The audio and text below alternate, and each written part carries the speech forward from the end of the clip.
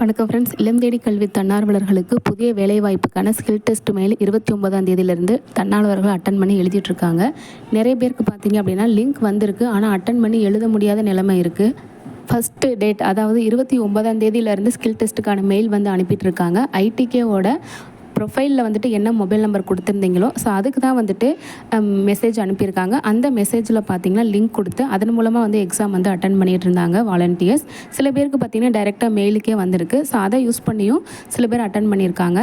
சில பேர் பார்த்தீங்கன்னா வேறு மொபைல் நம்பர் கொடுத்துருக்காங்க, இப்போ வேறு மொபைல் நம்பர் யூஸ் பண்ணிகிட்டு இருக்காங்க. பட் அந்த பழைய நம்பருக்கே பார்த்தீங்கன்னா மெசேஜ் வந்திருந்தனால ஒரு ஆண்ட்ராய்டு ஃபோனுக்கு வந்து அந்த மெயிலை வந்து ஃபார்வர்ட் பண்ணி அதன் மூலமாக வந்து எக்ஸாம்ஸ் வந்து அட்டன் பண்ணியிருக்காங்க. அதனால் வந்து எந்த ப்ராப்ளமும் கிடையாது. ஆனால் நிறைய பேருக்கு பார்த்தீங்கன்னா 29ஆம் தேதி எந்த மெசேஜும் வரல, மெயிலும் வரல. அதே போல் 30ஆம் தேதி வரல. சில பேருக்கு 30ஆம் தேதி வந்திருக்கு, ஆனால் லிங்க்குள்ளே போய் பார்த்தா டைம் இஸ் க்ளோஸ்டு அந்த மாதிரி வந்து மெசேஜ் வந்திருக்கு.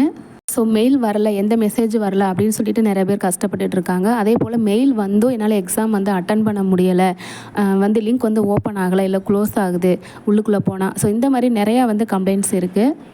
அதுக்கப்புறமா இன்னொரு விஷயம் பார்த்தீங்க அப்படின்னா, ஆல்ரெடி மெசேஜ் ஆர் லிங்க் வந்துட்டு எக்ஸாம் நல்லபடியாக சப்மிட் பண்ணி முடித்தவங்களுக்கும் பார்த்தீங்கன்னா இன்றைக்கி வந்து ஒரு சிலருக்கு மெயில் வந்திருக்கு, சேம் மெசேஜ் வந்திருக்கு ஸ்கில் டெஸ்ட்டுக்காக.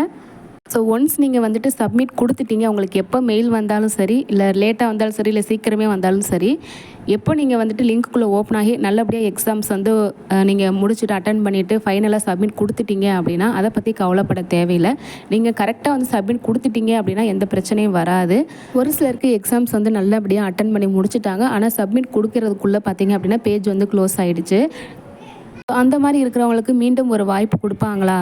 இன்னும் வந்து மெயில் வந்துட்டு ஓப்பன் ஆகாதவங்களுக்கும் மறுபடியும் வந்து ஒரு வாய்ப்பு கொடுப்பாங்களா அப்படிங்கிறது வந்து தெரியலை. இந்த மாதிரி உங்களுக்கு என்ன இஷ்யூஸ் இருக்கோ மறக்காமல் கோஆர்டினேட்டர் சார்ட்ட சொல்லுங்கள். அப்போ தான் வந்து அவங்க மாநில தலைமை அலுவலகத்துக்கு எங்கள் வாலண்டியர்ஸ் இந்த மாதிரி பிரச்சனைலாம் சந்திக்கிறாங்க அப்படிங்கிறத சொல்லுவாங்க.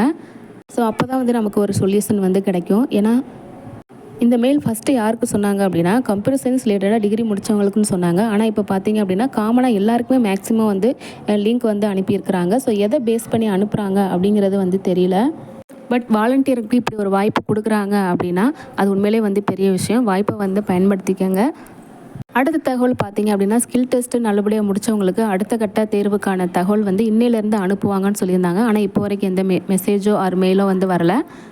ஒருவேளை இன்றைக்கி நைட்டோ இல்லை நாளைக்கு காலையிலேயே அப்படி எதுவும் வந்த மாதிரி தகவல் கிடச்சுன்னா உடனே அப்டேட் பண்ணிடுறேன்.